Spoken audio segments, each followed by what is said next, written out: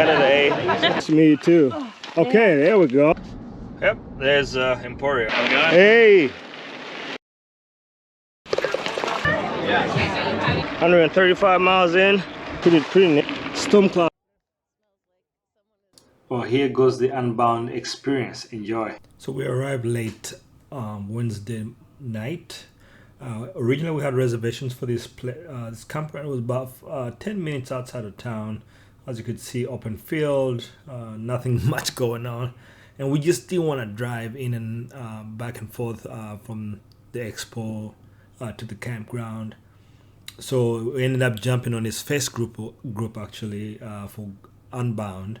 And we were able to find a local in town that was able to let us park right in front of our house, and they let us use electric. We have a bathroom in our camper, but they're like, you can use our bathroom. So that was really nice of them to do that. And they were just, I would say, 6 blocks from downtown. So that really helped out quite a bit. We were able to ride back and forth from the expo and back to our campground when we're tired. We didn't have to really just kind of drive, 20 miles round trip. 20 minutes round trip for this. So it was really nice. Very welcoming couple, and they helped us out quite a bit. So Thursday was all about hitting the expo. On our screen there you could see Brooke Cody. She's an experienced bike parker. We were able to walk around here, take a look at the new tech that was in the industry. Here's the start of the 360. We were able to see them start their ride. So the nerves were starting to get high because it was only a few hours before it was going to be our turn to experience the carnage.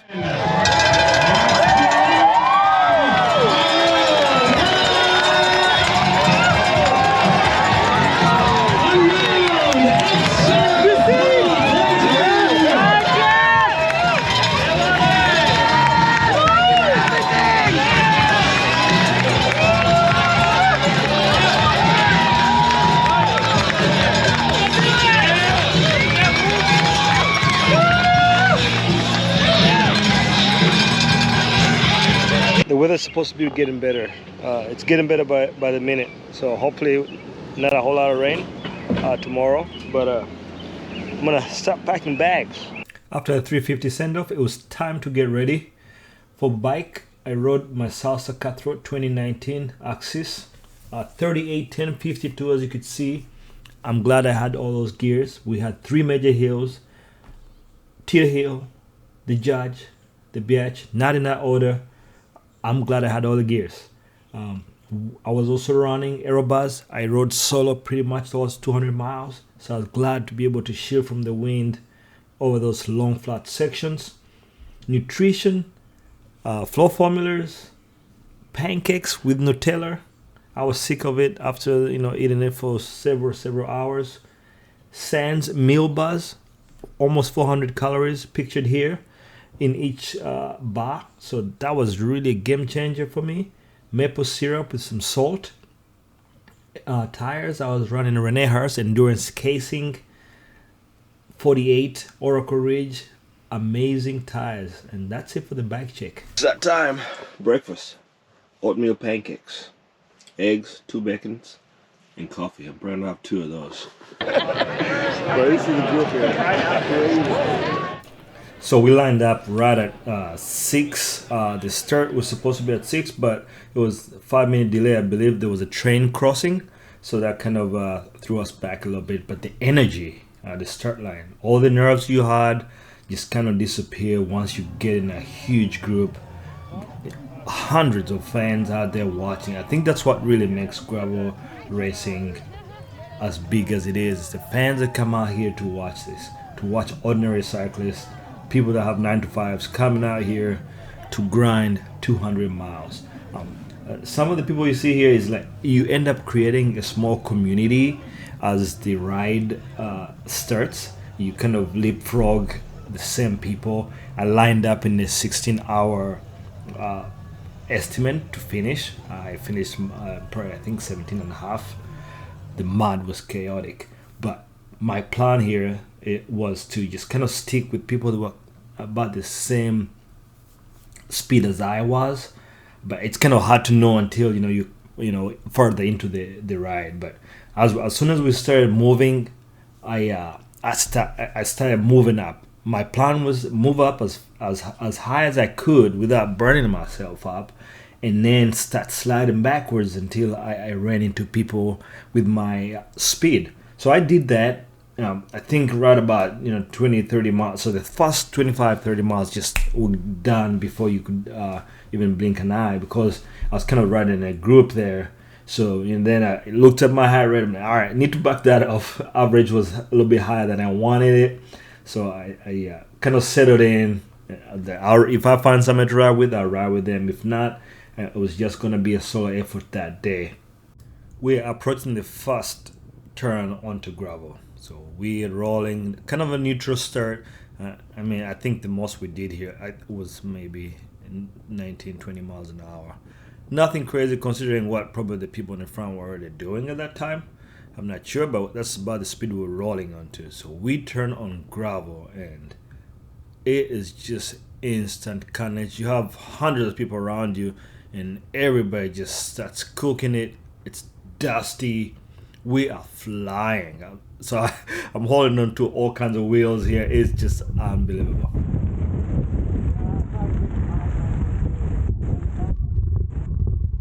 The start of the ride is just so beautiful. This is the first section of gravel, and everybody's kind of nervous. Nobody wants to get their socks and shoes dirty.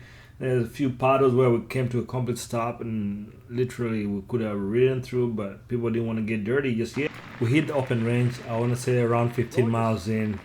Wide, expansive space. The flint rock is when that started. It's super sharp.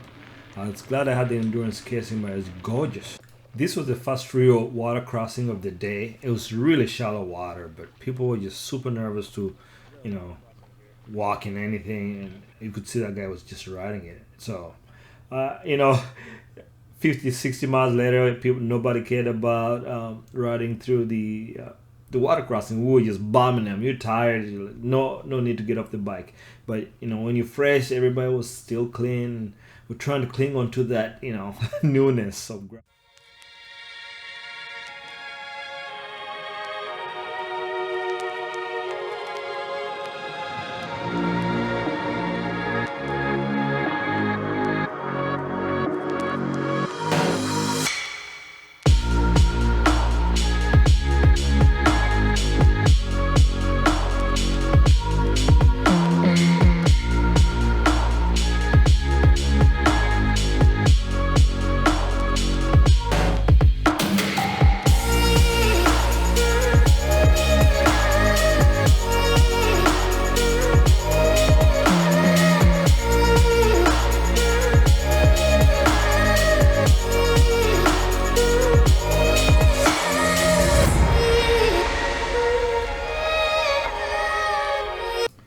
Shout out to this guy. His name's Steve. We've ridden together a couple times on Ragbri, former Air Force. I didn't even recognize him. He when he was in the Air Force, he was clean shaven, but now he's got a whole bit going on. So we chatted for a bit. He was riding stronger than I was that day.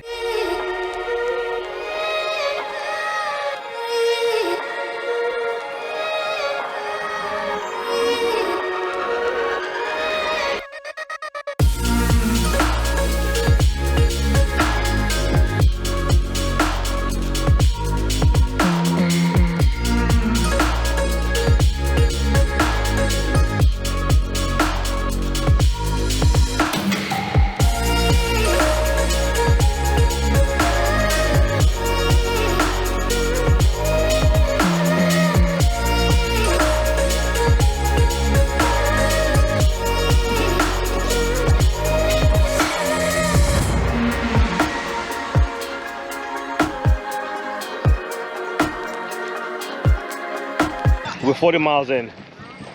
Pretty, that's the landscape there. First checkpoint, free water over there. We're rolling in. So we're coming down this hill, probably 30 miles an hour. I get behind this rider. I'm ready to send it, and boom, they just stop in the middle. So it was almost a crash there, but I locked the brakes. Look at that bad boy. Still going. I'm not sure how many miles in, maybe 45. So Light rain. I'm waiting for that big hill. Pretty gnarly. Somebody just crashed up the top of the hill. Oh man. So I'm getting ready to leave the first checkpoint, 70 miles in. It's raining. I take my rain jacket that's hanging out of the bag, and it gets hot a mile or two down the road that I didn't even need the rain jacket. So this is the second climb of the day, the biatch. It just went on forever. But I was thinking between 12 to 14%. And just kind of, you know, let you know it was there. I feel like crap. It's tough.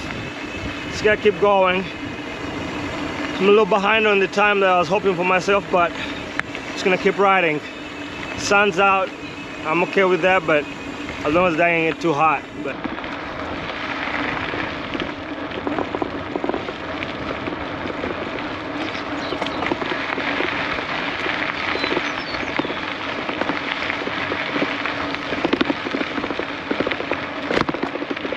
So one thing to really know about the Kansas gravel, in the open range, those downhills are super gnarly and sketchy.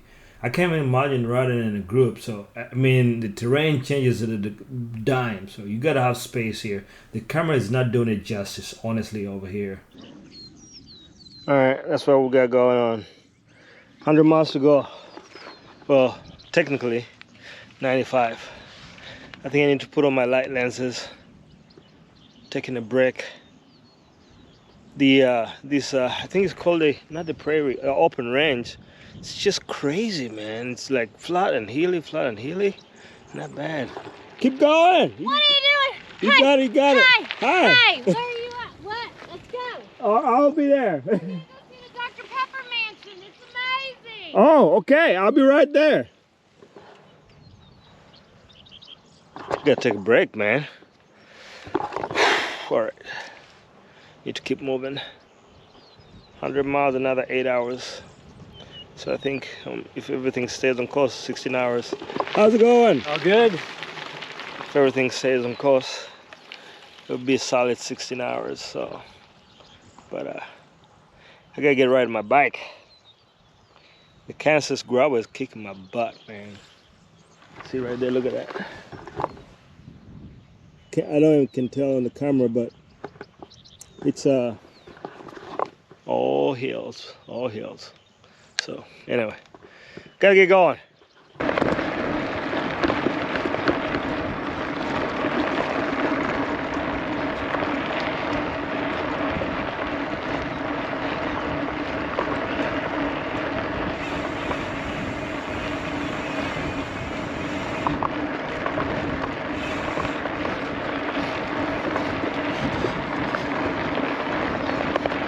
See that mansion? Yeah. Where is it at? Oh, I missed it. you missed it? That big Yeah. white house with the white fence. I didn't see it. You didn't? I must have been in the zone. But we made it. Checkpoint number 2. No. People getting water. Time to get some water. It's getting hot. It is. Are you having fun so I'm far? having fun, man. How's the body feeling? You know, it doesn't feel like it wants to do that all again. There you go. Next year the 350, huh? I did sign up for it and I didn't get in. Oh, you did? Yeah. Okay. Well, next year maybe. I don't think so. There's my buddy over there. I want to say hi to my mom and my dad and my friends back home. You better say that, man. They're here. There we go. How's it go, man? And you. What's your name again? Erwin. Alvin. Aria. Sorry? Aria. Yeah. Yeah, I've been around with this guy. He's fast though, but he's having a party pace. This is my friend here. He's partying. That's right. So, I tried to ride this. It was no go. I was slipping and sliding all over the place. All right.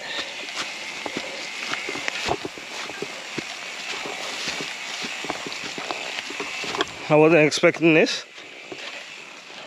I don't know if the pros were able to ride this. It's a mess. There you go. It's like a graveyard of gravel bikers. There's really no good way to walk through this.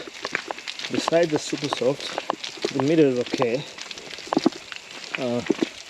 I do have my mud stick though, so I'm gonna use that to get the bike clean after we clear out this stuff. I'm not sure how long we gotta go, but we'll figure it out. You in your suffering, are you having fun yet, man? Oh yeah. What's your name? Fantastic time. What's your name? Kelly. Kelly, Maria.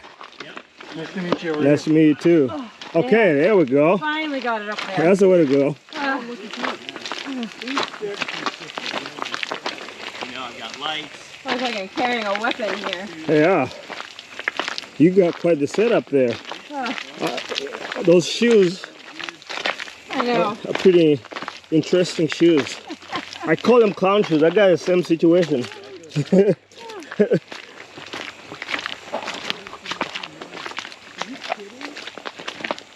I do not see anyone on their bikes.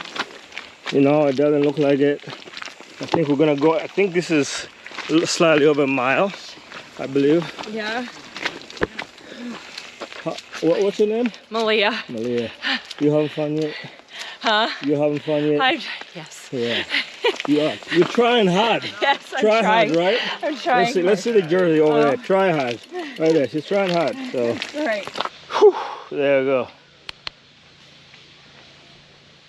We almost through. There's a carnage up there. People cleaning the bikes. Definitely about a mile and a half hike through this. Look at the bike. If you can see the bike, weighs like 60 pounds right now. Look at the shoes. Almost up there. Yikes. This was definitely, you know, you don't think you're gonna hike a mile and a half in after 200 miles or 120, but my brain's kind of fried right now.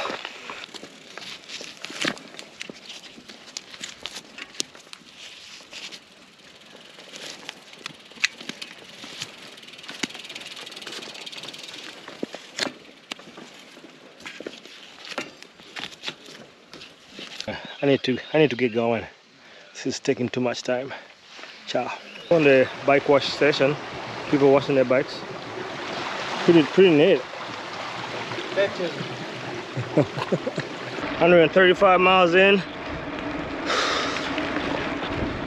Still trying to move. Body feels like crap. I hit a wall. I don't know, like my body feels weird. I'm not sure what the heck's going on, but I'm just gonna try to ride out. My ride or die.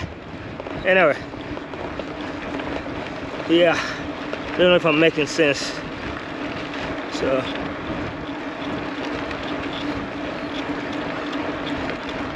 The wind is still here.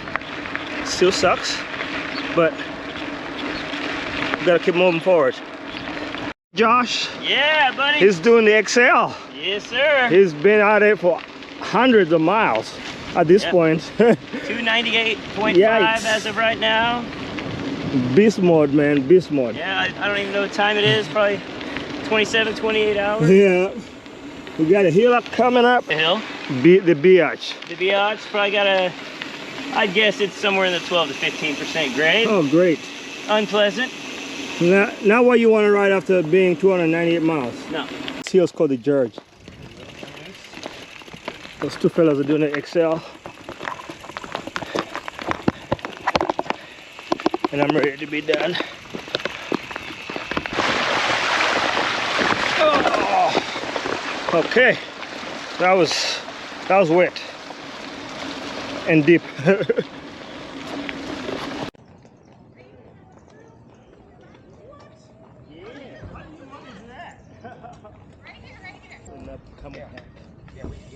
And one bottle is your one in your frame is still so up in it. yeah. Okay, leave that. I don't know if you can see, but we hit another mud spot. It's getting old. Got 33 miles to go. So with about 33 miles to go, we hit another mud spot for about a mile and a half. but we were able to finish. I couldn't record anymore. I was just super tired, but that's me. I came in racing this guy. I was like, let's go for a sprint finish, but he didn't want to go for it. And then he's like, all right, let's do it. And then we put the power down, and I guess at the end of the day, my watts were just way too much for him to handle. Will I do Unbound 200 next year? That's to be determined. It was a fun experience. Definitely pushed the body, but we'll think about the next one. Thank you for watching. Please like, share, and subscribe.